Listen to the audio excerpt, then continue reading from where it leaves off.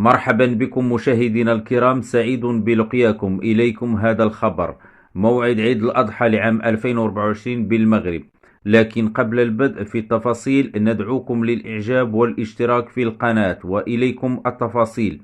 تاريخ عيد الأضحى لعام 2024 في المغرب تم تحديده وفقا لإعلان وزارة الأوقاف والشؤون الإسلامية، وباستناد إلى الحسابات الفلكية الدقيقة التي قام بها خبراء في المجال الفلكي بشأن عيد الأضحى في المغرب لعام 2024. يعد عيد الأضحى من أبرز الاحتفالات السنوية للمسلمين في المغرب، ويطلق عليه أحيانا لقب العيد الكبير، نظرا لأهميته البالغة وللعطلة الكبيرة التي يستمتع بها الناس في هذا اليوم.